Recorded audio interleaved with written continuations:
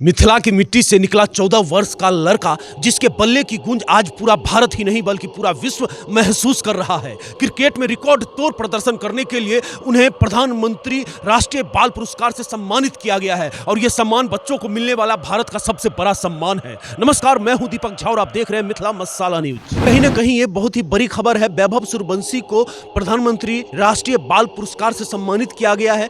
देखिए ये रिपोर्ट। आज दिल्ली के राष्ट्रपति भवन में आयोजित भव्य समारोह में भारत की राष्ट्रपति द्रौपदी मुर्मू ने 14 वर्षीय क्रिकेट सनसनी वैभव सूर्यवंशी को प्रधानमंत्री राष्ट्रीय बाल पुरस्कार 2025 से सम्मानित किया। यह सम्मान उन्हें खेल क्षेत्र में असाधारण उपलब्धि और बेहद कम उम्र में भारतीय क्रिकेट में अपनी मजबूत पहचान बनाने के लिए दिया गया है। आप ये सोच रहे हैं कि वैभव सूर्यवंशी का ही नाम क्यों आया, तो आपको याद दिला दें कि वैभव सूर्यवंशी वही नाम है जिसने इस साल क्रिकेट जगत को चौंका दिया। विजय हजारे ट्रॉफी में वैभव ने महज 84 गेंदों में 190 रनों की तूफानी पारी खेली, जिसमें चौकों छक्कों की बरसात ने चयनकर्ताओं से लेकर दिग्गजों तक का ध्यान खींच लिया। इतनी कम उम्र में इतना मैच्योर बल्लेबाजी और इतना बड़ा स्कोर, यह सिर्फ एक पारी नहीं बल्कि भारत के भविष्य की झलक। प्रधानमंत्री राष्ट्रीय बाल पुरस्कार 5 साल से 18 साल के बच्चों को दिया जाने वाला देश का सर्वोच्च सम्मान है। यह पुरस्कार केवल टैलेंट नहीं बल्कि अनुशासन, संघर्ष और प्रेरणा को पहचान देता है। वैभव को यह सम्मान मिलना सिर्फ उनकी जीत नहीं बल्कि हर उस बच्चे की जीत है जो छोटे शहर या गांव से निकलकर